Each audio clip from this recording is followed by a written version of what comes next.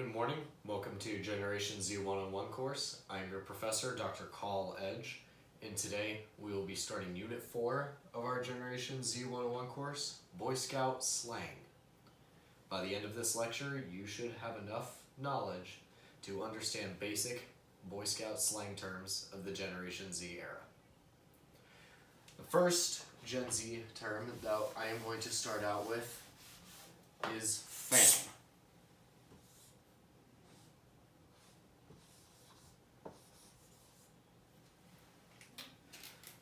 Although it looks like a shorter version to say the word family, fam is more commonly used as a substitution for the word bro. So take, for example, you're on a camp out with all your Boy Scout buddies, and your chef opens up the bag of pancake mix, but accidentally spills it everywhere. In this case, he would come up to you and apologize, saying, "Hey, I'm sorry, we're going to have less food than we originally planned because all the pancake mix just got spilled." And you look over at him, place a hand on his shoulder, and you say, "Hey, that's all good, fam. I got you." The second term that you will be required to know is salty.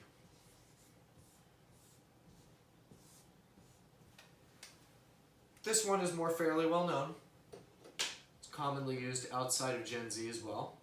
Salty is typically used to describe someone who is jealous. So take that same friend who just opened up the pancake mix and exploded it everywhere. Well, at the next troop election, because of that gaffe, he just lost the election for the biggest position in the troop. And you can tell that he's just completely down and irritated about it. And so you nudge your other friend and you're like, "Hey, haven't you seen that he's salty?" I mean, I would be too if I lost the election, but he's got to calm down. The third term that we will be going over is cap.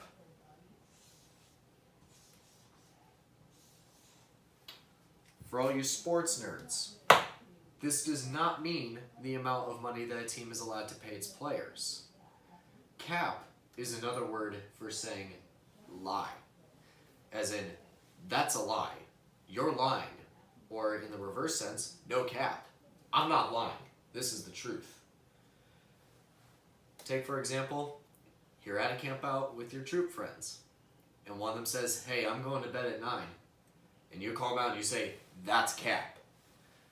A few hours later at 10 o'clock, you see him up playing cards. He was lying, therefore that's cap. The fourth term that will be discussed is L. This is not Spanish class. It is not el slango, just L, as in loss. Take, for example, you finished up with your troops meeting and you're going outside to play some capture the flag. And you're running with the flag towards the end of the course, and once you get there, your team wins, you start celebrating, and you look back over to the other team and you tell them, "Yeah, you take that L." That's you telling them that they lost. The fifth term that we'll be going over is sheesh.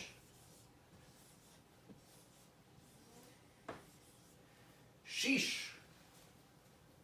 It's a new Gen Z term that is typically used to hype someone up. Your friend has just come into the meeting and he's wearing this brand new hat. He looks stylish, fabulous, lustrous, any adjective you can think of. And you just look over at him and you go, "Sheesh." That hypes him up. You're not saying, "Oh, sheesh. Man, whatever." You're saying, "Sheesh, he looks good." Would somebody grab that marker for me, please? No? Okay. The next term that we'll be going over is hits different.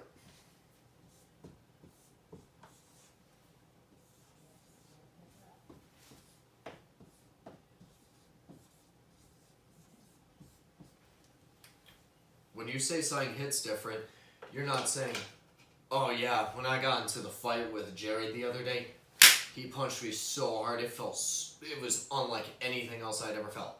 No, no, no, no, no, no. When you're saying something hits different, that means, wow, that tasted really good. For example, if you're, again, at that same camp out with your troop buddies, and your chef makes up for his mistake with the pancakes, and he makes a really, really good dish of bacon, and you take a bite of this bacon, and you're like, man, this hits different. You're telling your chef that was a really good meal, and he's doing a great job.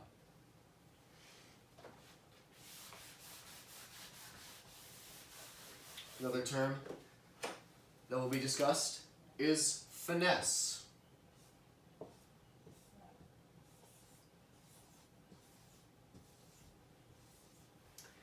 Another fairly common term, finesse could be used as a physical, like you could say as another word for in football, he's juking you, or in this case for Boy Scouts, in poker, if somebody has a really good bluff, they got a terrible hand, but they're able to make you think that they have a phenomenal hand, so you fold your cards and then they get the money. In this case, I gotta go back. Jared got me that one time. He ended up only having a 2 and a 7, but he made me think that he had a pair of aces. He finessed me so badly that I folded my hands and he ended up winning the entire game. And that was 13 years ago. I'm still hearing about it. Next term is the main character.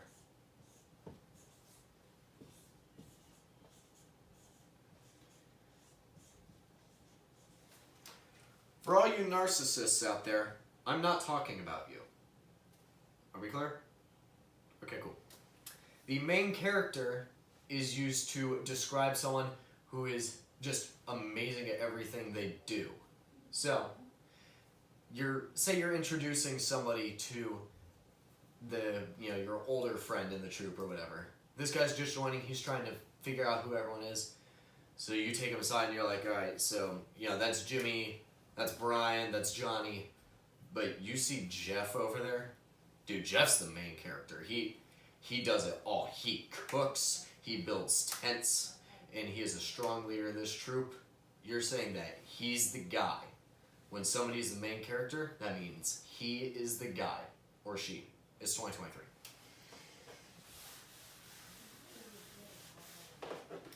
Next up, we have the GOAT.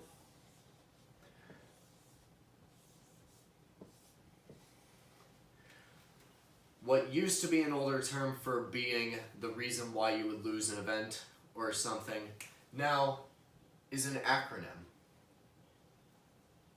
for the greatest of all time. Flashback to that moment for your troops capture the flag game. You cross over the halfway line to win your team the game. They hoist you on your shoulders, and as you're telling them to take the L, you hear one of your friends shout, "He's the GOAT! He's the GOAT!" They're saying that you're the greatest of all time. And to round it out, we have one of the greatest slang terms in all of communications history.